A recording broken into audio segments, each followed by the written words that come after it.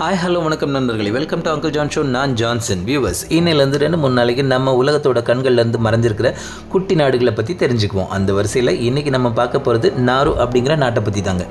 நாரு உலகத்தோட 3வது மிகச்சிறிய நாடு. அப்படின்னா முதல் சிறிய நாடு எதுன்னு கேட்குறீங்களா? அது எல்லாருக்கும் தெரிஞ்சது தானே. கிறிஸ்துவ மத தலைவர் போப்பாண்டவர் வசிக்கக்கூடிய வாட்டிக்கன் சிட்டி தாங்க உலகத்தோட மிகச்சிறிய நாடு. ஆனால் எப்போவுமே ஓட்டப்பந்தயத்தில் முதலாவதாக வரவங்களை தான் நம்ம ஞாபகத்தில் வச்சுருப்போம் இல்லையா? 2வது 3வது இடத்துல வரவங்களை யாருக்குமே தெரியாது இல்லையா? அது மாதிரி தாங்க இந்த நாரு நாட்டை பற்றி நம்ம யாருக்கும் தெரியாதுங்கிறது தான் உண்மை. ஏன்னா இது உலகத்தோட 3வது மிகச்சிறிய நாடு. இந்த நாட்டோட முழு பெயர் ரிப்பப்ளிக் ஆஃப் நாரு. நாரு அப்படின்னா கடற்கரை ஒட்டிய பகுதின்னு அர்த்தம்.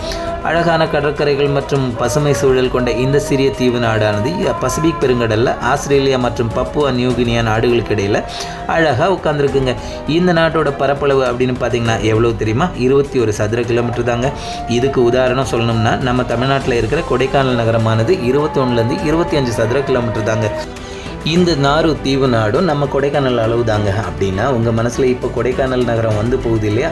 அதே அளவு தாங்க இந்த நாரு நாடும். இந்த நாட்டோட மக்கள் தொகை மொத்தமாகவே 10,000-12,000 பேர் தாங்க. இந்த நாட்டுக்கு தலைநகரம் அப்படின்னு எதுவும் கிடையாதுனாலும் நிர்வாக நகரமாக யாரன் அப்படிங்கிற சிட்டி தாங்க இருக்குது. இது ஒரு டெமோக்ராட்டிக் கண்ட்ரி, அதாவது ஜனநாயக நாடு. ஜனாதிபதி இந்த நாட்டோட தலைவராகவும் அரசாங்கத்தோட தலைவராகவும் செயல்படுறாருங்க. இந்த நாட்டோட நாடாளுமன்ற உறுப்பினர்கள் 19 பேர் மட்டும்தாங்க. இவங்கள பொதுமக்கள் ஜனநாயக முறைப்படி வாக்களித்து தேர்வு செய்கிறாங்க. அப்படி தேர்வு செய்யப்பட்ட அந்த 19 பேர் உறுப்பினர்கள் சேர்ந்து ஜனாதிபதியை தேர்ந்தெடுக்கிறாங்க. 3 ஆண்டுகள் மட்டுமே பதவிக்காலம் கொண்ட இந்த நாட்டோட அரசோட தற்போதைய ஜனாதிபதியாக டேவிட் ரானிபாக் அடிங் அப்படிங்கிறவர் இருக்காருங்க. இந்த நாட்டோட போக்குவரத்து அப்படின்னு பார்த்தீங்கன்னா மக்கள் சிறிய அளவிலான பஸ் போக்குவரத்தை மட்டும் தாங்க பயன்படுத்துகிறாங்க. அப்புறம் ஒரு சர்வதேச விமான நிலையம் யாரன் நகரில் செயல்பட்டாலும் இங்கே சிறிய ரக விமானங்களை மட்டுமே இயக்க முடியுதுங்க. மக்கள் வெளிநாடுகளுக்கு போகணுன்னா பக்கத்தில் இருக்கிற ஆஸ்திரேலியா அல்லது பப்புவா நியூகினியா நாட்டுக்கு வந்து தாங்க பயணம் போக முடியும். ரயில் போக்குவரத்து இல்லாத நாடு. ஏன்னா 21 சதுர கிலோமீட்டரில் எப்படி ரயில் போக்குவரத்து ஏற்படுத்த முடியுங்கிற சிக்கல் தாங்க. இந்த நாட்டோட முக்கிய தொழில் என்னன்னா அது பாஸ்பேட்டுங்கிற உர தயாரிப்பு தாங்க.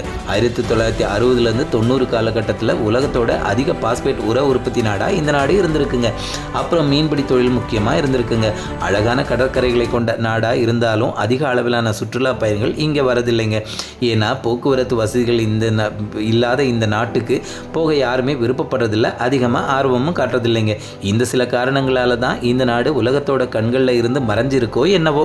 இந்த வீடியோ பிடிச்சிருந்தா லைக் பண்ணுங்கள், ஷேர் பண்ணுங்கள், கமெண்ட் பண்ணுங்கள், சப்ஸ்கிரைப் பண்ணுங்கள் மக்களே. உங்களை நான் அடுத்தடுத்த வீடியோக்குள்ளே சந்திக்கிறேன் with different types of topics. Till then, bye from Uncle John Show. Bye bye. See you all. Bye bye.